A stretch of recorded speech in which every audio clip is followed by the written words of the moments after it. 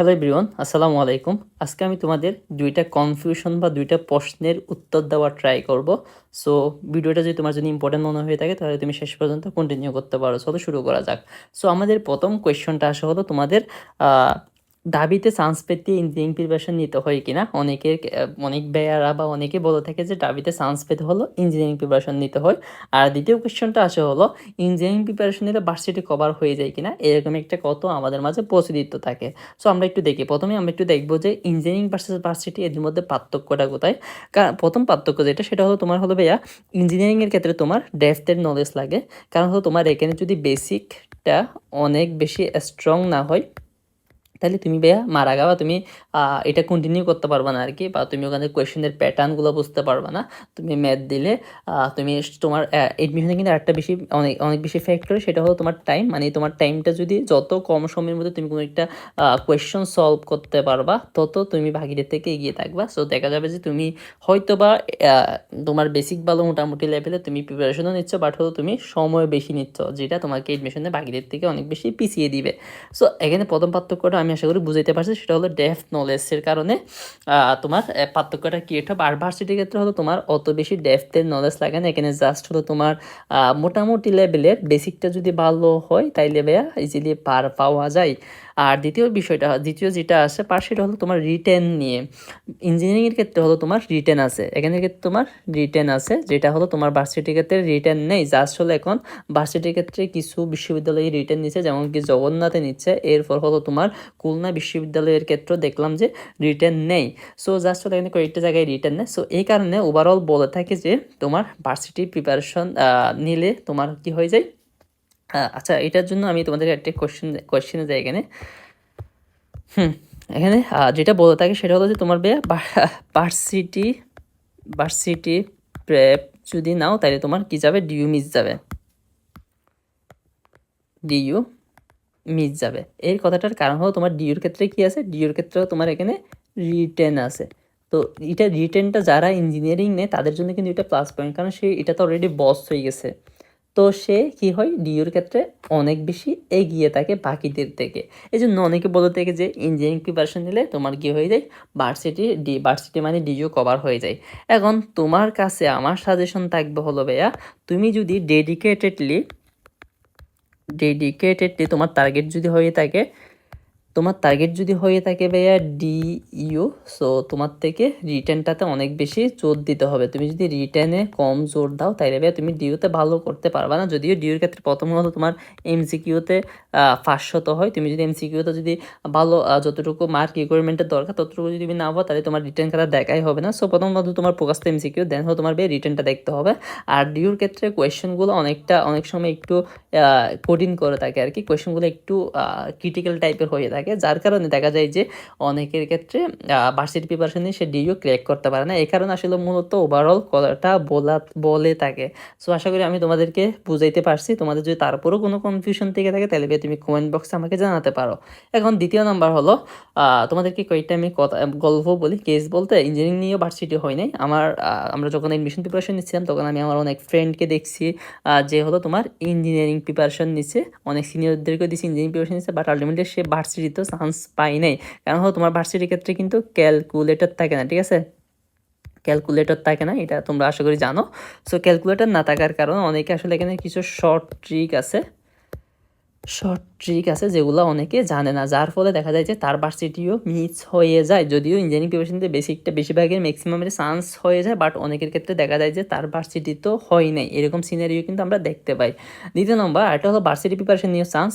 আমরা যখন উদ্বাসে ভর্তি হয়েছি তখন আমরা উদ্বাসে দেখতেছিলাম যে অনেক বেয়ারা তোমার হলো বলতো যে ভার্সিটি প্রিপারেশন নিছে, তারা ভার্সিটি প্রেপ নিছে, কিন্তু সে চান্স পাইছে হলো তোমার হলো বুটেক্সে, দেন হলো সিকে রুয়েটের ক্ষেত্রেও সে চান্স পাইছে। এরকম সিনারিও কিন্তু আমি অনেক ব্যাকে দেখছি। মানে ভার্সিটি প্রিপারেশন নিয়ে ডিইউ তো পাইছে, সাথে সে ইঞ্জিনিয়ারিং বিশ্ববিদ্যালয়গুলোতেও সে কিন্তু অনেক বেশি ভালো করছে। এখন এর কারণটা কি? কারণটা হলো ভাইয়া তাদের বেসিকটা স্ট্রং ছিল। বুঝতে পারছো? সো তাদের বেসিকটা মূলত স্ট্রং থাকার কারণেই এই সিনারিওটা ঘটে। আবার অনেকের ক্ষেত্রে তুমি দেখবা যে ভার্সিটি প্রিপারেশনে সে ডিউতে ফেল করতে আসে। সো এরকম সিনারিও আমরা দেখতে পাই। তাইলে ওভারঅল আশা করি তোমাদেরকে আমি সিচুয়েশনটা বুঝাইতে পারছি। এটা হলো একেকজনের ক্ষেত্রে একেক রকম হয়। পার্থক্যটা হলো তোমার বেসিকের ক্ষেত্রে তুমি এতদিন ধরে কীভাবে পড়ালেখাটা করছো সেটার উপর ডিপেন্ড করে। এখন ভাইয়া তোমার কি করা উচিত? সো তোমার বললাম বেসিক স্ট্রং করা। এখন বেসিকটা কীভাবে স্ট্রং করতে পারো, বেসিকটা স্ট্রং করার জন্য আমি দরকার হলে কীভাবে তোমরা এডমিশন টাইমটাকে গুছিয়ে বা আরও বেটারভাবে প্রিপারেশন নিতে পারো, এটা নিয়ে একটা ভিডিও দিব। তারপর আমি বলে দিই বেসিক স্ট্রং করার জন্য প্রথমত হলো ভাইয়া তোমরা ক্লাস করবা। কোনো একটা বিষয় যদি না বুঝো তাহলে ক্লাস করবা। দেন হলো ক্লাস করার পর ডিরেক্টলি তুমি নোট করবা। ক্লাসের নোটটা করবো, নোটটা হবে তোমার শর্ট নোট, মানে অত বেশি বড় নোট হবে না। শর্ট নোট কীভাবে করতে হয় সেটা নিয়ে তুমি আমার চ্যানেল ভিজিট করো, ওখানের মধ্যে আরেকটা চ্যানেল পাবা, ওইটাতে তুমি মানে ক্লাস শর্ট নোট কীভাবে করতে ওইটা নিয়ে আমি একটা ভিডিও দিয়েছি। তারপর তোমাদেরকে বলি শর্ট মানে হলো তুমি ইম্পর্টেন্ট বিষয়গুলো নোট করবা বা তুমি যেসব পারো ওগুলো নিয়ে নোট টেকিং করবা।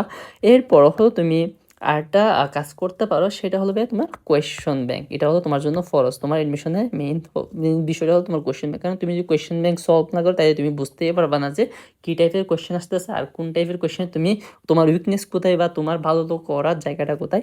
এর ফলে ফাইনালি তুমি হলো এক্সাম দিবা।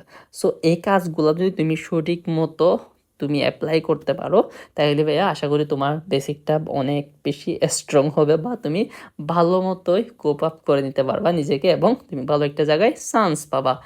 এরপর ফাইনালি আরেকটা বিষয় না বললেই না, সেটা হলো লাক ম্যাটার। আমাদের এডমিশনের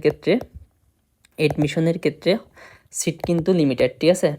তুমি এতদিন ধরে এসএসসি এইচএসসি বা যে এক্সামগুলো দিয়ে আসছো পাবলিক এক্সামগুলোকে তুমি আনলিমিটেড তুমি কী পাইছো? প্লাস পাইছো বা তোমার যতটুকু যোগ্যতা তুমি ততটুকু দিয়ে তুমি কী পাইছো? তোমার গ্রেডটা পাইছো। কিন্তু এখানে যেহেতু সিটটা লিমিটেড হয়েছে, সো এখানে আসলে তোমরা যদি 100 জন প্রিপারেশন নাও তাহলে তোমাদের এখানে সিট আছে হলো হয়তো বা দেখবা যে 10টা সিট আছে। সো এখানে কিন্তু তুমি বাকি 90 জন কিন্তু কী হয়ে যাচ্ছে, বাদ পড়ে যাচ্ছে। সো এখানে কি তুমি কি বলবা শুধু জাস্ট 10 জনে ভালো মতো পড়ালেখা করছে? অবশ্যই এখানে আরও অনেকজন ভালো মতো পড়ালেখা করছে কিন্তু তাদের চান্সটা মিস গেছে। সো রিয়ালিটিটা তোমাদের মেনে নিতে হবে। কিন্তু তুমি যদি সর্বোচ্চ ট্রাই করো, নিজের বেস্ট এফোর্টটা দাও, তাইলে হয়তো বা তোমার পরিশেষে আফসোস থাকবে না যে আমি আমার ভুলের কারণে চান্স মিস করছি। সো এই জন্য সর্বোচ্চটুকু দাও। আর তোমার যারা ভার্সিটি প্রিপারেশন নিচ্ছে তোমাদের ইঞ্জিনিয়ারিং প্রিপারেশন নেওয়ার আশা করি আমি প্রয়োজন নেই। তুমি ভার্সিটিটাকে ভালো মতো নাও। এটা ভালো মতো যদি নাও তাইলে আশা করি কোথাও চান্স হয়ে যাবে। যদিও যারা একদম ডেডিকেটেড ডিও নাও তোমরা একটু মাঝে মাঝে সিকিউরিটির কোয়েশ্চেন ব্যাংকটা দেখতে পারো, কারণ ইঞ্জিনিয়ারিং কোয়েশ্চেন ব্যাংকটা কিন্তু মোটামুটি টাফ বলা যায়। সো এই জন্য তুমি সিকিউরিটিরগুলো মোটামুটি একটু ইজি আছে, সো ওগুলো একটু দেখতে পারো রিটেনের জন্য। না তুমি যদি উদ্ভাস বা যে নামি দামি যদি কোনো একটা কোচিং সেন্টারে কোনে নিও তাহলে ওগুলোর আসলে অতটা প্রয়োজন নেই। এরা ওখানেই টুকটাক যতটুকু ইম্পর্টেন্ট ওরকম কোয়েশ্চেনগুলো ওরা ওখানেই পড়াই দেয়। সো এটা নিয়ে আসলে অত বেশি প্যারা খাওয়ার প্রয়োজন নেই। তুমি যদি তোমার প্রিপারেশনটা সঠিক মতো ভালো মতো নিতে পারো তাইলে আশা করি তুমি দিন শেষে কোনো একটা জায়গায় চান্স পাবা। হয়তো বা তুমি ডিইউতে চান্স না পেলেও পেতে পারো, বাট তুমি কোনো একটা জায়গায় চান্স পাবা। এই জন্য আমি বলবো যে তোমরা ড্রিমটাকে অত বেশি ফিক্স করে ফেলো না যে আমার ডিইউ পেতেই হবে। এখন তুমি চেষ্টা করতে পারো সর্বোচ্চ, বাট হলো চান্স পাওয়ার তোমার দুর্ভাগ্য তো হতেও পারে। সো এই জন্য মানে এভাবে ধরে নিও না যে আমার ডিইউ পেতে হবে, ডিইউ না হলে সব শেষ। তুমি এরপর পাশাপাশি আরও অপশন রাখবে বিভিন্ন জায়গায়, তোমার বাড়ির আশেপাশে তুমি আরও বিশ্ববিদ্যালয়ে অপশন রাখবা। সো যাতে একটা না হলো তুমি যাতে হতাশগ্রস্ত হয়ে পড়ালেখা ছেড়ে না দাও। আমি অনেককে দেখছি, এবং আমি নিজেও, আমি যখন ডিইউ মিস গেছে তখন আমি অনেক বেশি হতাশগ্রস্ত হয়ে গেছিলাম। সো এটা কিন্তু অনেক বেশি প্যারা দেয়। সো এই জন্য আমি বলবো যে ওভারঅল তোমরা ভালো মতো প্রিপারেশন নাও আর হলো শেষ পর্যন্ত লেগে থাকো, এটাই হলো মূল কথা। সো দেখা হচ্ছে পরবর্তী কোনো একটা ভিডিও নিয়ে। সে পর্যন্ত ভালো থাকো। আর আমার ভিডিওটা ভালো লাগলে চ্যানেলটি কিন্তু সাবস্ক্রাইব করতে বলবা না, ঠিক আছে? সো আল্লাহ হাফেজ। আর তোমাদের কোনো কোয়েশ্চেন থাকলে কমেন্ট বক্সে জানাবে, আমি রিপ্লাই দেওয়ার ট্রাই করবো।